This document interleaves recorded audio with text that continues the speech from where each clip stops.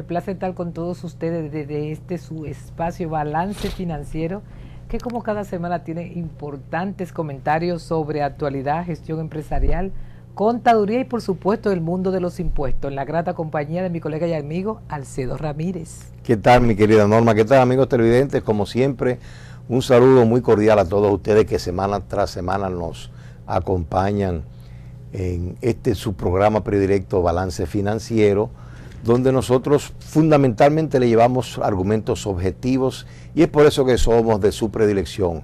También, mi querida Norma, queremos recordar a los amigos televidentes, recordarles a aquellas entidades que ya son líderes en el mercado dominicano que hacen posible que lleguemos a todos ustedes, amigos televidentes, comenzando por los supermercados Bravos, que aparte de ser especialistas en vender más barato, ahora dan una ñapa. Yo no sé si el pueblo dominicano joven sabe bien lo que es la ñapa, que es cuando uno le echan siempre un chin de más. Cuando tú pides, por ejemplo, un helado, te echan la ración normal, pero tú dices, échale la ñapa y un poquito más. Ajá. O cuando tú compras un poquito, digamos, por libra, azúcar, arroz, entonces tú le dices al colmadero, compadre, écheme la ñapa ahí, que falta la ñapa. Sí. Entonces, ahora en los supermercados Bravos, en todos sus especiales, le están añadiendo ñapa. Así mismo, también arroz El Molino, que usted puede conseguir en los supermercados Bravo y que es el más selecto de todos los selectos. Exacto. Y que no puede faltar en la dieta diaria. También personas como tú, que yo estoy seguro que van a muchos baby shower. Nada mejor que la novia de Villa, donde ahí usted, desde que comienza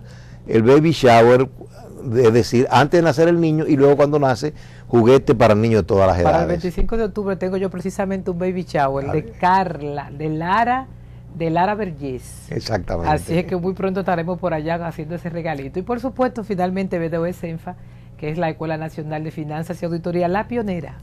Y también quiero aprovechar ahora que tú, como siempre, nos acompaña BDO Senfa, también queremos a los amigos televidentes, principalmente a los contadores, a los amigos del querido Genaro Soriano, que el lunes 20 se va a celebrar su primer año de haber juntado con el padre y se va a celebrar una misa. Es decir, que a los amigos televidentes que estén atentos y en el periódico del fin de semana, porque salió en el periódico de hoy y en el fin de semana va a salir. El lunes, 20 ya. Lunes 20. Me imagino que debe ser en la parroquia que ellos acostumbran, que es la del Millón. Va a ser en la parroquia del hermano Francisco Canahuarte. Santa Rosa de Lima. Exactamente. Exactamente, a las 6 de la tarde. Exactamente. Bien, pues vamos a un breve espacio y regresamos para los temas que tenemos para ustedes en el día de hoy.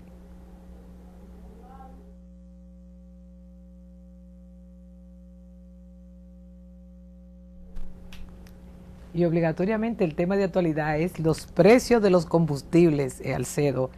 Bajaron 14 pesos en esta semana la gasolina premium y la regular bajó 13,30, mientras que el gasoil premium bajó 5.70 y el regular también. Parece que esa era una noticia, o mejor dicho, querían aguardarlo para tener mucho impacto. Ahora, sin lugar a dudas, mi querida Norma, eso se veía venir, como decimos en el argot popular, porque de una manera espectacular, yo diría, el precio del barril de petróleo hace muy poco estaba rondando los $100 el barril, pero ya ahora está rondando los $80 el barril. Está en 82.95 al día de ayer. Pero hoy vi unas cotizaciones por debajo de los 81 y algo. Pero lo más interesante, Norma, es que hay una tendencia a la baja. Sí. Todo parece indicar que los amigos de la OPEP no se han puesto de acuerdo en cuanto a los volúmenes de producción. Y entonces muchos de esos países están necesitando más divisas y aparentemente en vez de darle a la maquinita de producir dólares, lo que hacen es le dan al ¿cómo le llaman? Donde sacan el petróleo. Producen más petróleo. Sí. Y obviamente mayor oferta presiona menos y con la misma demanda, digamos, o una demanda que está disminuyendo. Porque recuérdate que también, no tan solo aquí en Dominicana, sino en muchos países del mundo, en muchas latitudes, hay un cambio, muchas empresas, muchos usuarios están cambiando del petróleo al gas. Sí. Y entonces eso está quitándole mucha presión a la producción y entonces por ende los precios están desplomando. Bueno, yo espero que sigan bajando, sobre todo ese que es el que nosotros utilizamos como precio de referencia, que es el WTI. Exactamente. Que es el de TESA, el el de West Texas Intermediate. Exacto, que es el de mejor calidad, aparte del Mar del Norte. El del Bren, exactamente. Que es el de Noruega. Pero lo importante, el Norma, petróleo dulce. Exactamente, y que es muy liviano, es decir, que no da mucho trabajo para refinarlo. Pero lo más importante es que eso va a tener o debe tener un impacto general en los precios, aquí por lo menos en República Dominicana, porque todos los productos vienen del campo en transporte. Claro. Pero lo que me preocupa, y eso quizá ahorita Francisco con su experiencia, que todos sabemos que aunque él ha querido retirarse un poco del mercado cambiario, donde sabemos que él es un experto, pero a mí lo que me preocupa, y quizá es bueno explicarle al pueblo, por qué en un mercado hacia la baja rotunda del petróleo, nosotros vemos que el dólar aquí en República Dominicana está subiendo, cuando según mi apreciación muy limitada, jamás comparable con la de Francisco, es que yo pensaba que el movimiento del dólar en Dominicana estaba muy asociado con el precio del petróleo, porque recuerde, nosotros gastamos, la factura de petróleo ya supera, tengo entendido, los 4.000 millones de dólares al año, es decir, que es un componente muy, vamos a decir, muy sensible. La variación en el precio del petróleo afecta mucho el precio del dólar. Entonces yo pensaba que un petróleo hacia la baja, estoy hablando como digamos un neófito, implicaba que el dólar también se iba a desplomar, pero todo parece indicar que mi ecuación no está correcta, y quizás ahorita vamos a pedir un poquito de orientación a Francisco, a ver por qué razón aún el petróleo ha bajado más de $20 en los últimos 3 meses, y sin embargo hoy el dólar nuestro está a 43.90 y tanto. Así, no ha llegado todavía a los 44, no se han hecho operaciones, pero sí, la de tasa de compra está en 43.79 y la de venta está en 43.90, como tú bien dices, casi bordeando los 44. Como hemos dicho, es muy probable que a finales de año, ya para diciembre, esa tasa haya superado el 44%. Y ya que hablamos de petróleo, hay una noticia interesante de actualidad que yo creo que debemos comentarla, que es el pacto eléctrico. El presidente, recuérdate, mi querida Norma, que se comprometió a realizar 3 grandes pactos con la nación. Cuando él era candidato, ya llevó a cabo el primero, que fue el educativo.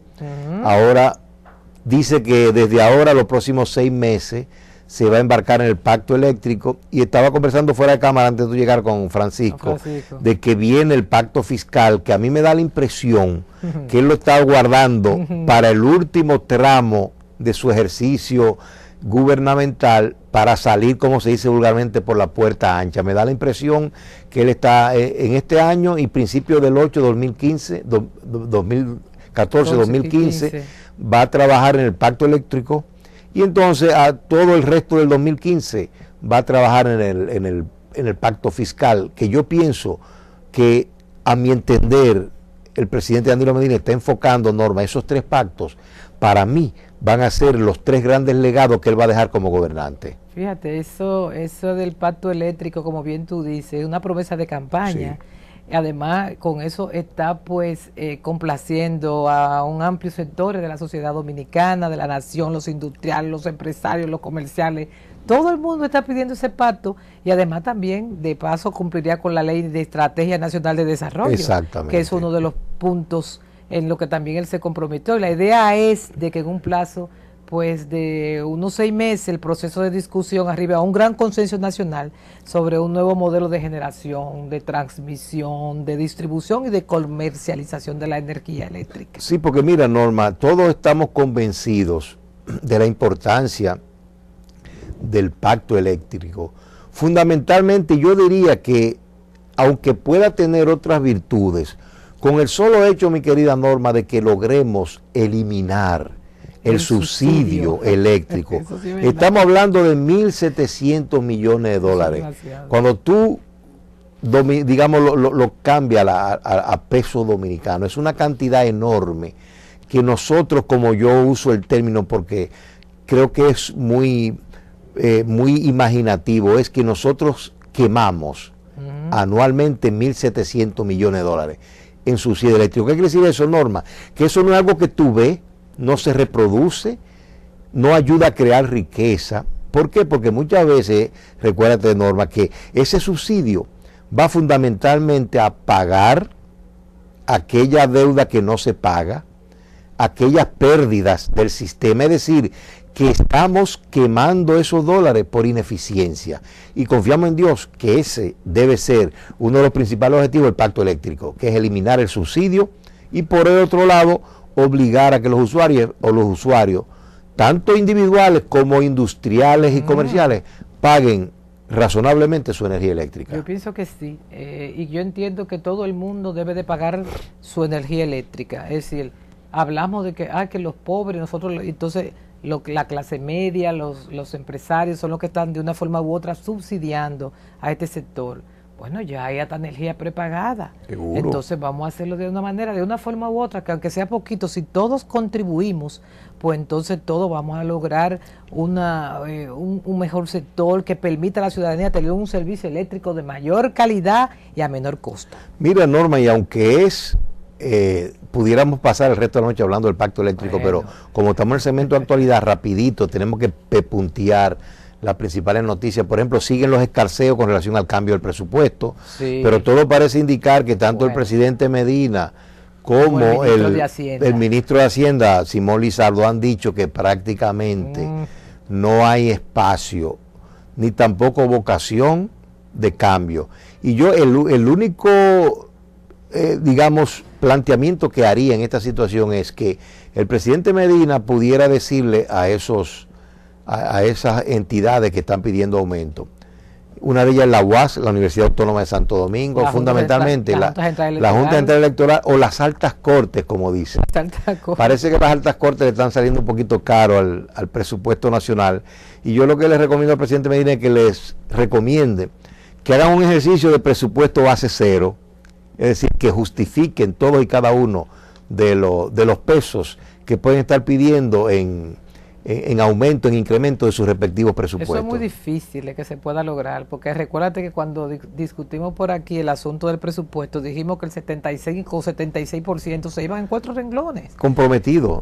Y uno de ellos era el déficit eléctrico, el subsidio. Exactamente, el subsidio, la deuda externa, el 4% de la educación y la nómina pública. Exactamente. Entonces, ¿dónde esos 24%, qué es lo que se va a hacer? Quitarle a uno, quitarle a otro.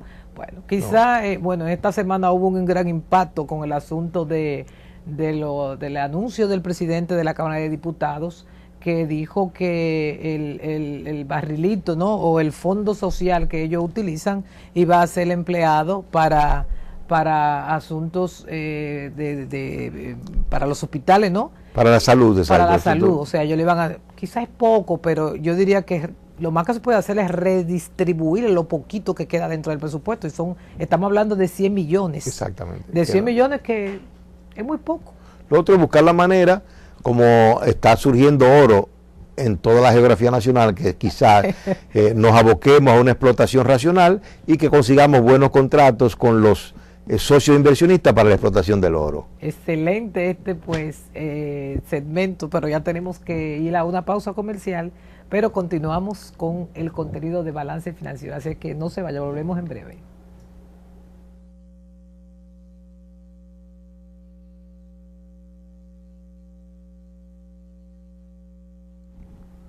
Este segmento de gestión empresarial me encanta porque siempre pues tenemos los acertados comentarios de Alcedo, que hoy vamos a hablar de administración de negocios y altas tasas de mortalidad de empresas. Sí, mira, ¿qué es eso? Mira, Norma y amigos televidentes, nosotros tenemos un tema que yo quise traerlo en el día de hoy porque nosotros vemos que hay mucha informalidad en la economía, en el medio ambiente, como a veces comentamos fuera de cámara, muchas veces las regulaciones están obligando de alguna manera a la informalidad.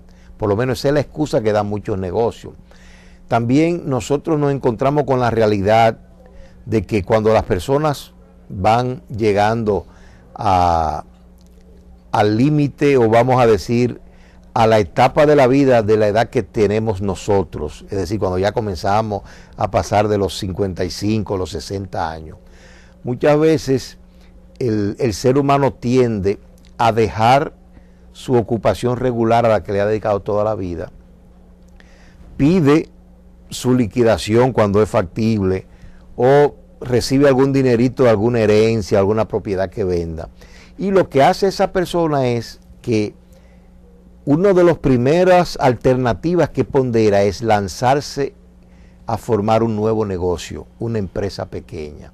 Sí. Y entonces aquí yo lo que quiero es comentarle un poco a los amigos televidentes, con la ayuda tuya obviamente, es que hay que tener mucho cuidado. ¿Por qué? Sí. Porque las estadísticas son monstruosas.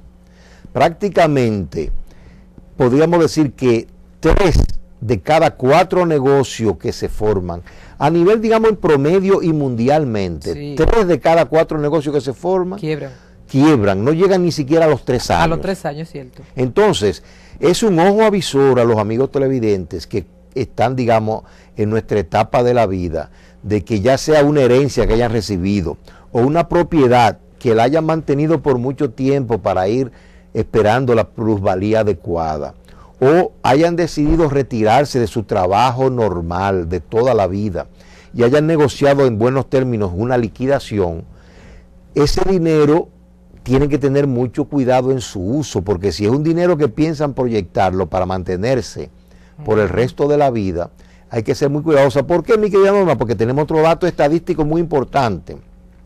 Antes, amigos televidentes, el ser humano necesitaba seguro de vida porque los hombres y las mujeres morían a los 40 y tantos años de edad. Cierto. Eran raros los que llegaban a los 50 años. Y por ende era muy importante el seguro de vida. Sí.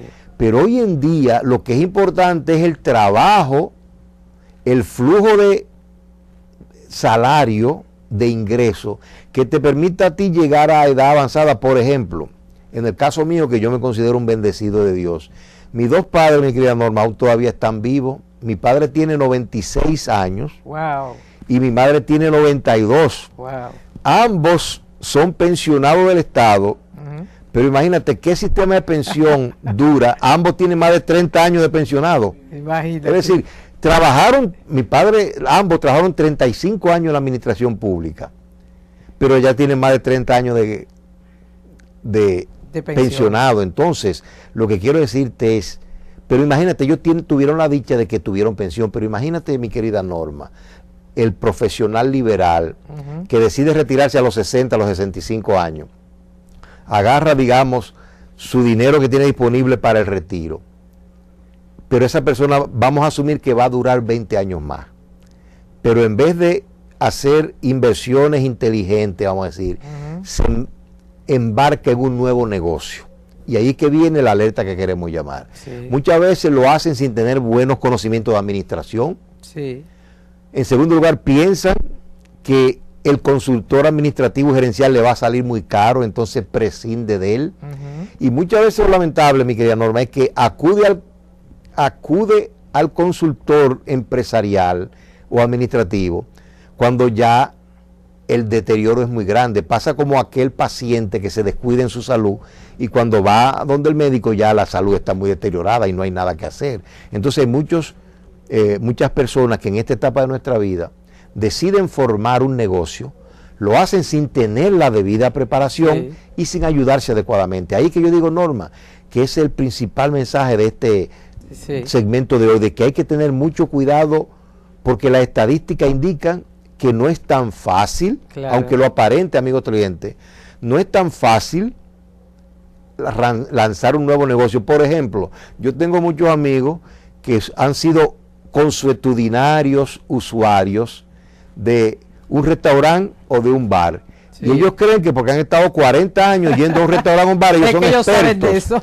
No saben que ahora van a estar del lado contrario del mostrador. Claro, y con tanta competencia. No es lo mismo usted estar sentado disfrutando de un cóctel muy agradable con una compañía muy agradable como la suya, Norma, a usted estar del otro lado, sirviendo el trago, estando atento a que los precios están subiendo, a que la energía eléctrica hay que pagarla. Es decir, que es muy complicado y el mensaje es, piense, amigos televidentes, lo que va a hacer con ese dinerito que usted tiene en esta etapa de la vida, porque si se embarca en un negocio y no lo hace debidamente acompañado con la asesoría correspondiente, es posible, lamentablemente, que usted forme parte de esa terrible estadística de que 3 de cada 4 emprendimientos terminan en la quiebra. Coincide con un artículo que leí hace par de días de un famoso economista en Diario Libre. Exacto. Que hablaba de esto. Exactamente. Parece que un escritor le escribía y le decía que tenía 100,000 pesos y que él podía hacer.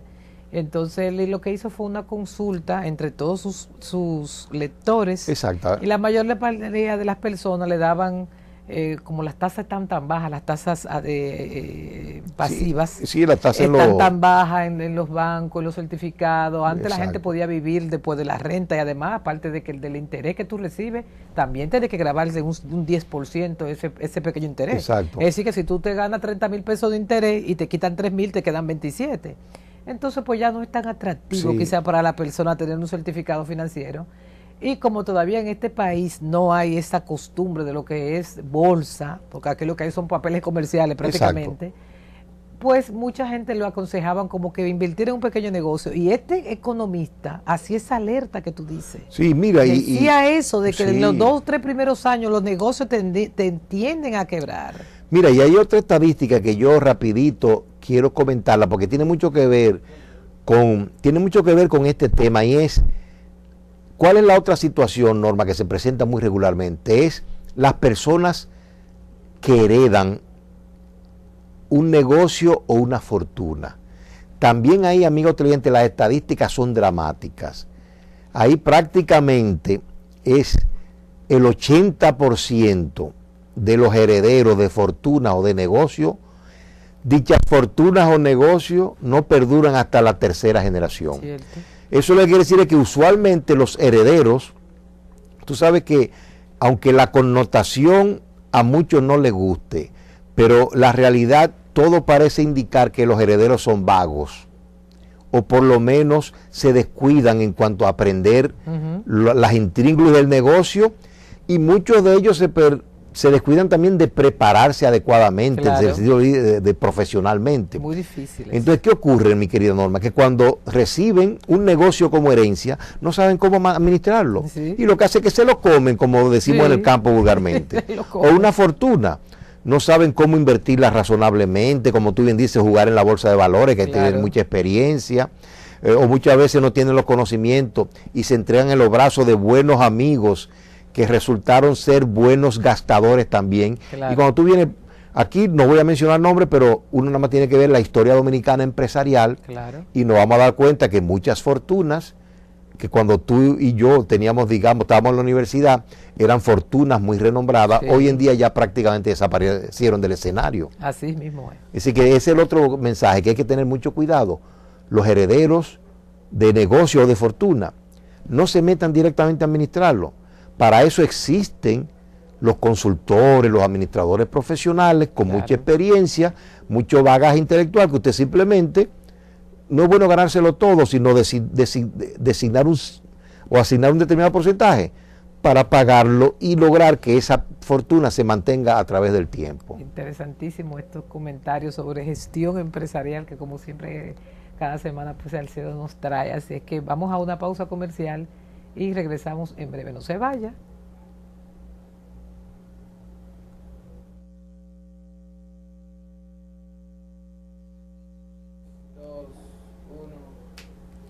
Estamos en el segmento de contaduría y finanza. Y se me ocurre, Alcedo, de que vi un tema en estos días sobre que el sector privado en la creación ha tenido una creación de más de 59,000 empleos, sí, en 3 meses. Sí, eso, mi querida Norma, es una buena noticia, sí, que tiene que ver mucho, yo te diría, en este segmento de finanzas queremos traer la colación, porque eso mejora la finanza de muchos hogares. Prácticamente son personas que estaban necesitando integrarse al mercado de trabajo y lo han hecho. Y mira, Norma, ojalá que el gobierno y el sector privado se pongan de acuerdo en esa dinámica de creación de empleo, porque como hemos dicho aquí, Norma, en muchos programas de balance financiero, más que problema ahora de inestabilidad económica, más de problemas de inflación, hoy en día el problema que tenemos en la mayoría de las economías es el problema del desempleo. Sí. Entonces ese debe ser el objetivo fundamental de todo gobierno. Ya vemos que el sector privado lo está haciendo. Nosotros pensamos también, Norma, y es muy particular, que el gobierno también, yo no te diría que el gobierno debe seguir creando empleo, porque ya sabemos que hay una alta proporción de la empleomanía dominicana que corre por cuenta del sector público. Ahora, yo soy de los que piensa, mi querida Norma, que todavía nosotros en el sector público no tenemos un exceso así tan extraordinario de la nómina, aunque ellos difieren un poquito de tú. Porque mira qué ocurre, aquí hay muchas personas, hay muchos empleados que ganan muy poco dinero. O sea que el salario mínimo, tú lo bien sabes, muy bajito del sector público. Era 5.127, ahora creo que es 6.000 algo bien bajito. El más pequeño. El más pequeño, pero el problema es que yo pienso que el gobierno lo que tiene que ajustar, estandarizar los salarios de niveles medios y altos, que sin lugar a dudas hay algunos funcionarios que se ha ido un poquito de la mano. Por ejemplo, aquí hay algunos secretarios de Estado y hay algunos funcionarios de las entidades descentralizadas que ganan más que los correspondientes funcionarios norteamericanos y europeos.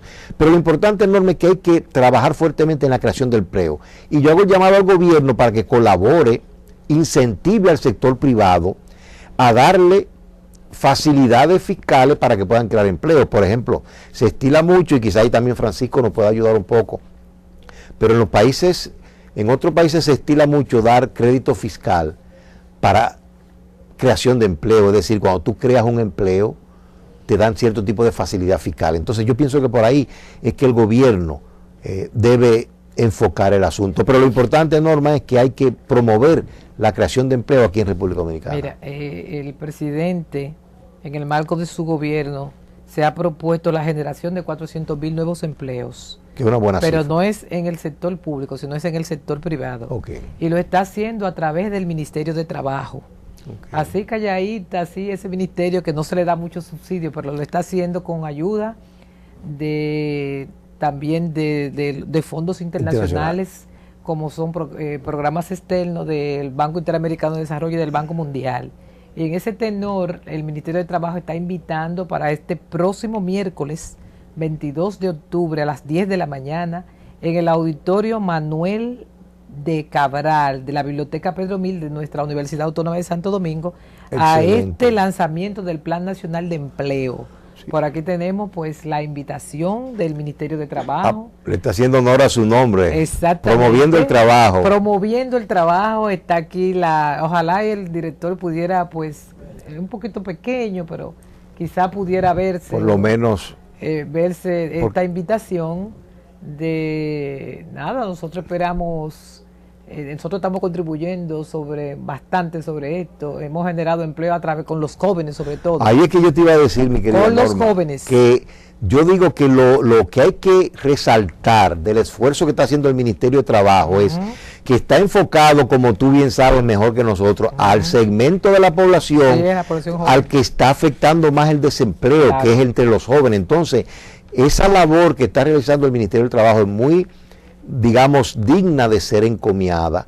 ¿Por qué? Porque está dirigida a reducir el desempleo donde más se necesita, que es precisamente en los jóvenes de menos de 30 años de edad, tengo entendido. Mira, en 10 años el Ministerio de Trabajo ha capacitado más de 38.000 jóvenes a través del programa Desarrollo Juvenil. Esto consiste en darle una pequeña capacitación de 3 meses y después esos jóvenes se insertan en las pymes y muchos de ellos, la mayoría, se quedan trabajando, sobre todo en el sector hotelero. La parte del país está lleno pues de jóvenes que han salido del programa del Ministerio de Trabajo de Desarrollo Juvenil. El programa se llama Juventud y Empleo y durante 10 años se ha estado desarrollando en el Ministerio de Trabajo. Y mira, Norma, como por lo menos de mi parte, para luego darte ya a mí me gusta la forma que tú cierras los segmentos, es que precisamente el Premio Nobel de Economía de este año se le otorgó a un francés, Jean Tirole. Sí. Jean Tirole. Cierto. Pero lo importante, no vamos a hablar en este programa, sino se lo prometemos para el próximo programa, es que una de sus áreas de investigación y donde ha hecho grandes aportes a la economía tiene que ver con el empleo de jóvenes. Sí. Buscar fuentes y facilidades de empleo en Francia para la juventud. Porque no, amigos oyentes, el problema del desempleo en la juventud, aunque esté bien preparada, no es solo aquí en República Dominicana, sino que es a nivel mundial. Claro, entonces ese Jean Tirole, el nuevo Premio Nobel de Economía, precisamente esa es una de sus áreas de investigación y aporte a la economía mundial. Excelente. Bueno, señores, vamos a terminar este espacio, pero volvemos con el segmento de Lutz, el mundo de los impuestos, que es el cierre, con Francisco Canaguate, el experto fiscal. No se lo pierda.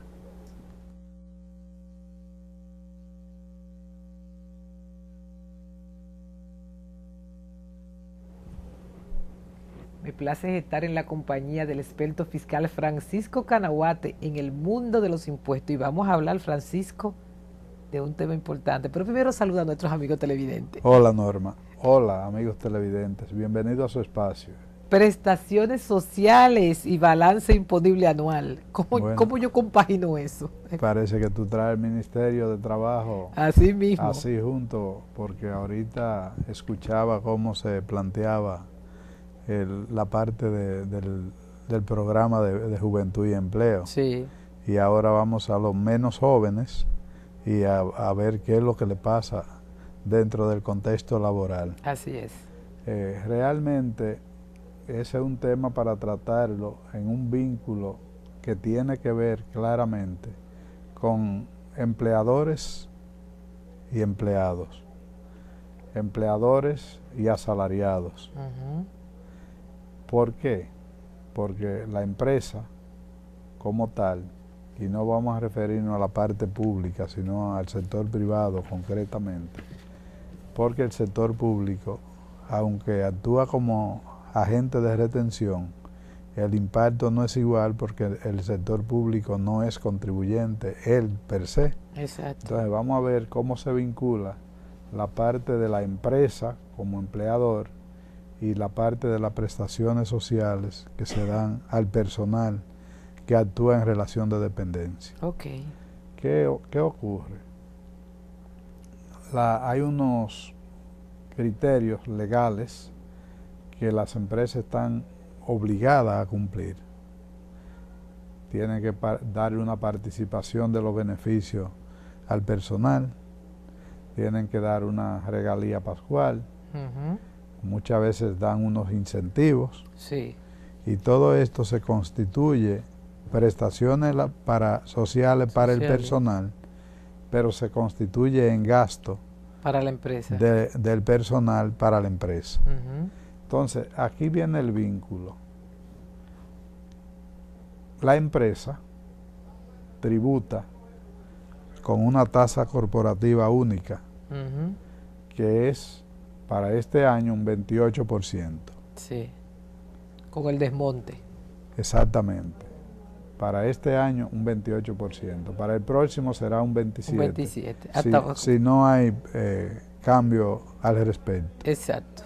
Entonces, el asalariado tiene una exención contributiva y tiene una escala progresiva que va a 15, 20 y 25%. Cierto. La tasa marginal, la máxima para el asalariado, que es una persona física, aunque sea ejecutivo de la empresa, aunque sea presidente de la empresa, tiene una diferencia importante, porque de muchos millones de pesos, un 2% es una cantidad apreciable.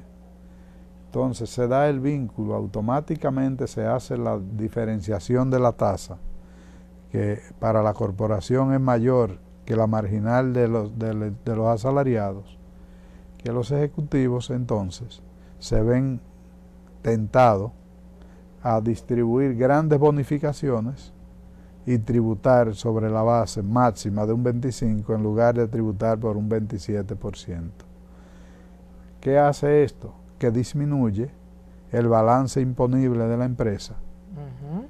Y hay otro elemento, y es el impacto que tiene en los anticipos que tiene que pagar, que es sobre la base del impuesto liquidado del año anterior. Del año anterior. Esto trae como consecuencia una falsa percepción en el análisis tributario, porque se ve dentro del contexto de la recaudación por retenciones de asalariados que van creciendo constantemente, que quienes más pagan impuestos son los asalariados. Sí.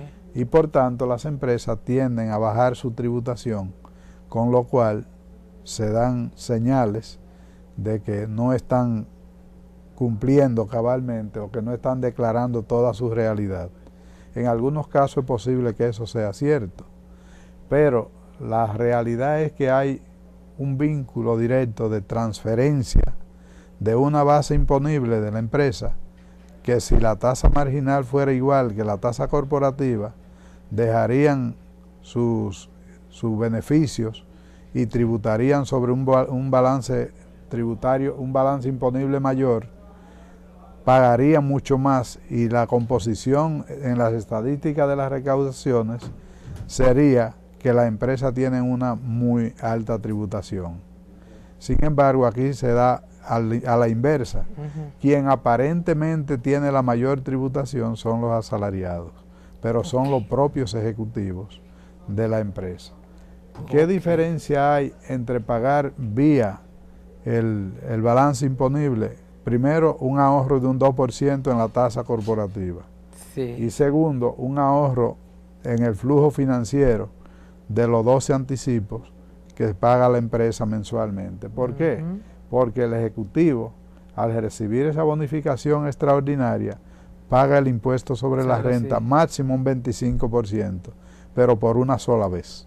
Exacto. Y como le han hecho la retención del 100% del impuesto sobre los salarios y las bonificaciones, entonces al momento de hacer su liquidación de impuestos está en cero, porque ha pagado la totalidad del impuesto, o eventualmente pudiera quedarle incluso un saldo a favor. Entonces, eso es uno de los elementos, de los efectos no deseados que tienen la diferenciación de la tasa marginal en la persona física versus la tasa corporativa. Por tanto, ese es un punto pendiente de resolver, porque crea una distorsión en las estadísticas y además lleva un mensaje negativo, porque a la sociedad lo que se le dice es que todas las empresas pagan una cantidad relativamente pequeña, porque lo que debían pagar ellas como tal, lo están pagando a través de sus ejecutivos por vía de retención en la fuente. Mira cómo cambia entonces el enfoque. Parecería que se hace injusto el impuesto, porque si el asalariado es el que más paga y el que tiene los beneficios el que menos paga, entonces habría un elemento que definitivamente crea esa distorsión. Y otro elemento adicional es que cuando el beneficio en la empresa tributa por la tasa corporativa y se decide pagar dividendos a los accionistas, entonces también hay que pagar un 10% sobre los dividendos en efectivo que se pagan, con lo cual la tasa del 27 no se queda en un 27, sino que iría sobre un 33, 34% aproximadamente. Eso no ocurre cuando es el pago vía bonificaciones al ejecutivo, porque es por una sola vez y con una tasa máxima y sin pagar 12 anticipos. Entonces, ese tipo de situación debe ser corregido para que las estadísticas vayan dando la información correcta y veraz, porque muchas veces lo que se hace es acusar a la empresa diciéndole, bueno, ustedes no pagan, quienes pagan son los asalariados, pero resulta que el asalariado es el propio ejecutivo de la empresa que paga vía esas bonificaciones extraordinarias. Vamos a ver si le aclaramos un poquito más a la gente que no es experta en esto. Cuando un ejecutivo recibe una bonificación de 1 millón de pesos en el año adicionalmente, bueno, vamos a bajarlo un poquito. No, súbele un poquito. Lo subo un poquito más. Un poquito. Vamos a subirlo a 1,5 millones de pesos, a 2 millones de pesos. Después, aparte de su salario. ¿Qué es lo que pasa? ¿Se suma todo? Todo se suma. Se suma todo. Pero nunca pasará del 25%, porque esa es la tasa máxima.